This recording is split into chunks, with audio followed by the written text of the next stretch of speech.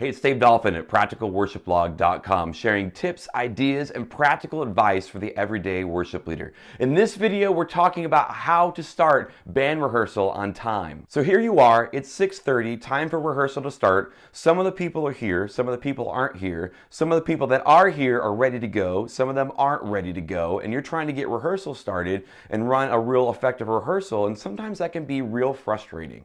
So here's 4 tips, 4 things I would say about getting rehearsal to start on time. The first thing is to set clear expectations and communicate those. When I first came on staff at the church, I met with the entire worship team and used that time to cast a vision, share where I wanted to take things, where I wanted to lead things. But I also said, this is the expectation as far as coming to rehearsal, prepared, knowing the material, what time, how all that's going to work. I clearly articulated that and gave people an out. If people didn't want to sign up for that, if that was too much for their schedules, which was completely fine, they had that out. But for those that signed up and said, yes, I want to be a part of that, they knew what they were signing up for. For new members of the team, I have a welcome guide that explains the process, how rehearsal works, how Sunday morning works, but again, shares the vision and the expectations. For example, we provide all the backline for the drummer, for the guitar player, for the keyboard player. The musicians use our equipment. Well, for some musicians, that can be kind of a sensitive subject in terms of I want to use my amp or I want to use my cymbals.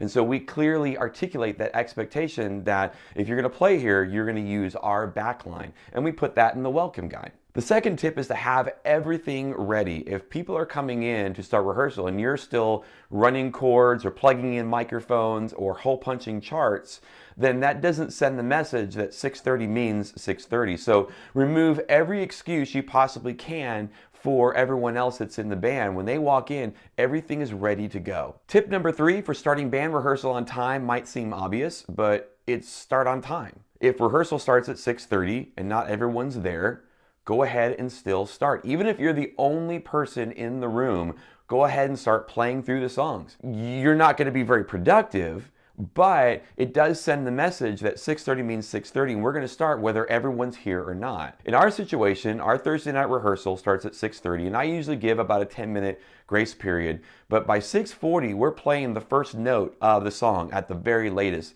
Same thing for Sunday morning. We have people rolling in at 8 o'clock.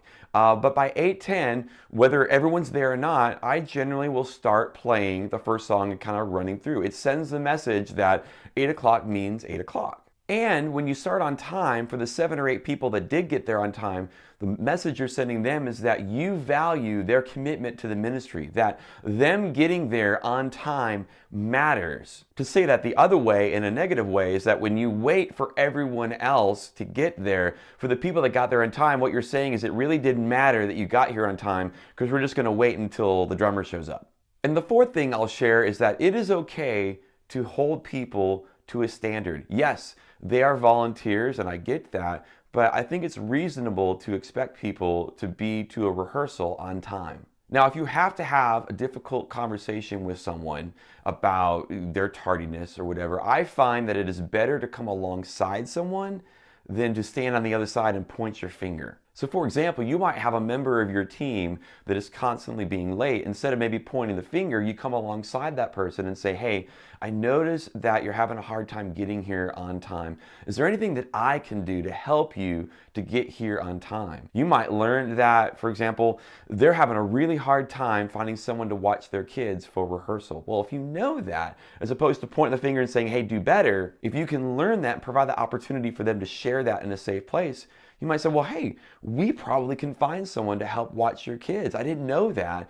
In fact, bring your kids to rehearsal. I'll have someone here that can watch them, and we will together solve that problem. I will help take that burden off of you, and together we will solve this problem of you being late. But it is okay to admit that there's a problem. So that's 4 tips on how to start band rehearsal on time. Here at Practical Worship, we love sharing tips and ideas and practical advice for the everyday worship leader with videos just like this one. If this was helpful, we would love for you to hit that like button. Also, if you want to know when more videos just like this one hit here at YouTube, subscribe to the channel. And if you know someone that might benefit from this information, hey, we would love for you to share this on social media like Facebook and Twitter and things like that. And for more great practical advice about leading worship, check out practicalworshipblog.com.